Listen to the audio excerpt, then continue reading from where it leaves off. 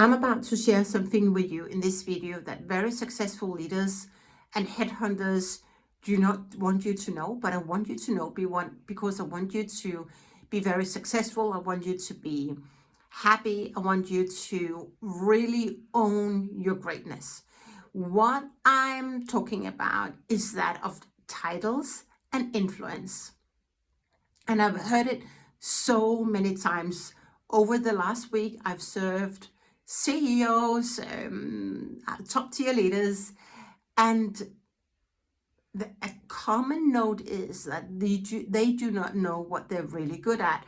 And also that they have earlier on in their career reported to someone who were toxic. And that memory, that past still lives in the body. And what happens is that when they show up, they do not feel that they belong in the room. They play small, and then they subconsciously give away power when they are in room with people with bigger titles. But here's the trick. Do not give away power just because you are in a room with a person with a higher title. You deserve to be in that room because you have wisdom that the other people in that room do not have. I really want you to understand this. You are amazing, you are magnificent, and there's a reason why you've been invited to join that room. But because you've been reporting to someone who didn't see your greatness, you still have those scars in your body, in your heart. But I want you to start healing those experiences and really start telling yourself that you are worthy. I am worthy to be in this room, and start owning your greatness. Most leaders do not know what they're really good at. But if you look at your track record over the last, if you are in the same age group as me, over the last 20 or 30 years, you will see a pattern, and you will see what is standing out, and that's being your greatness, what you really enjoy doing, what you're really good at. And start owning it. It's not a bragging that you're good. It's just really who you are. It's what makes you unique. I want you to start owning what makes you unique. Come, for example, that you've been invited to a CEO board meeting, or you've been invited to a job interview. Oftentimes, and here's why I help people, but I want to share this with you in this video, because if you understand it, you can go out and shift that conversation tomorrow. Whatever meeting you've been invited to, show up as a peer. If you come as an interviewee, if you come as a direct report, you have subconsciously given away power. I do not want you to give away power.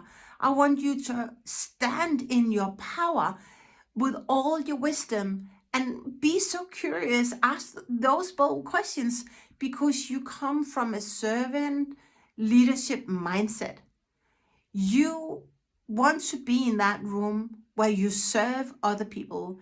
Leadership has nothing to do with you. It's all about how you contribute to this world, how you help setting other people up for success. So be detached from the result, right? You are not meant to have all the answers. You're meant to be that one who can challenge people with a fixed-minded perspectives.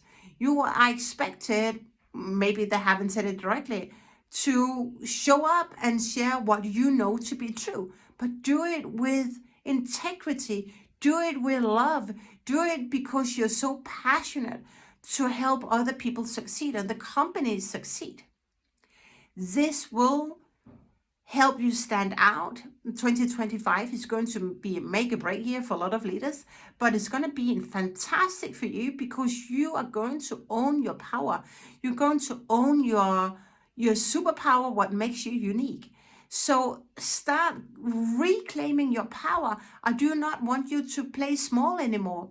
It's the days are gone where we play small. Now it's time for you to unleash your true potential. Now it's time to allow yourself to shine. That's what it's all about. But we've been told, or we're just about to say, we've been born to believe that a company is all about hierarchies, and those who have been in the company longer, and the SVP or CEO, they have obviously they have the choice to decide, but oftentimes we give away power to hierarchy and authorities. But that is not the next level of leadership. You have as much wisdom as the other people around that table, and probably, most likely, you're the only one with just your unique wisdom. You do not have, listen, this is very important. You do not have any competitors if you own your wisdom. I do not have any competitors if I own my wisdom. And when you own your wisdom, it's not about coming from the how. No, you come from the why and the what you do. And then you immerse yourself into the problem, the challenges, the pains, right? And really understand what are the biggest challenges right now and where do they really want to go, right? It's not what they want, it's what they need the most. Most people, and you probably heard me say this before, most people know what they want. Very few people know what they need. You will be expected to facilitate that conversation to help people unlock what do I really, really need. That discovery takes more than one question. Tell me more. Tell me more. How would that feel? Like, if you got that, how would that benefit our customers? What would happen to our culture? Would we attract more talents? Like, be so curious about the solutions. And is that really the solutions we want to go after? Is that really the product that we see will be our cash cow? Like, be so curious about this. And if we want to do this, what about our resources? Do we have sufficient resources? What about our funds? What about? But what if we flip that question? Are we really, just hold the space for me here, are we really targeting the right problem? Is this the biggest problem we want to solve, or is that a bigger problem that we have not yet discovered because we are blindfolded, right? We are blind. We do not really know the biggest problems that our niche is struggling with right now. Like, that is a type of questions you can immerse yourself into, and hold the space for me if you think that you have better questions and you can communicate them in a different way. Amazing. Share with me your questions, right? But it's you go into that meeting and be the facilitator of change. You are not the change. When I started off, I saw myself as the title. I was the change manager. I was the advisor. And a couple of years ago, I got stuck in the title. I couldn't connect with my title. And even in our most recent workshops, people were so attached to the title, but they were actually kept victimized in that title. Title is just a title. It's just a title, but has nothing, doesn't tell anybody what you really do. Be so obsessed about solving other people's problems. And so, circling or closing the circle, when you come to a job interview, be so attached to the problems, the pain points that your potential new hiring manager is struggling with or facing right now. When you go into the next board meeting, when you have your next conversation with the CEO, be curious about what keeps him awake at night. What is the biggest challenge right now that he doesn't share with anyone else? That's what's expected of you in 2025. And it requires you to show up fearlessly. It requires you to just be you. It requires that you want to serve And it requires you to ask bold questions or with integrity, right? But when you learn to do this, and you have to dance with your fears, you have to learn that courage is to do it with fear, is not to do it without fear. Then you build authority. You don't need a title to have authority. You are a person of influence. People want to follow you because you show up and you care, you're compassionate, and you want to see that other people succeed. I want to see you succeed.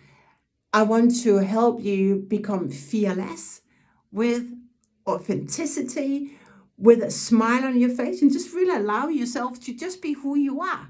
When I ask people, who are you really? They start to relax, they start to smile.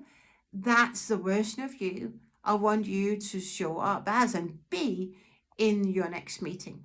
So remember that when you show up and just be you, there is no titles, right? There's no titles. See any conversation as a peer-to-peer. You will unlock what I want to say. You will take that conversation so much deeper and unlock hidden potential that otherwise you would not be able to unlock because you were stuck in that title perspective or assumptions that because you are CEO and just a direct reports, of course you know everything, right? Forget that, right? Title is just a title, but you are in that room because of the reason, and that reason is that you have wisdom that other people in the room needs.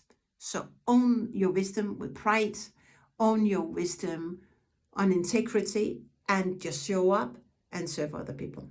I hope this was helpful. I'm curious about your biggest takeaway, so make sure that you drop it in the comments below. And till next time, I love you so much.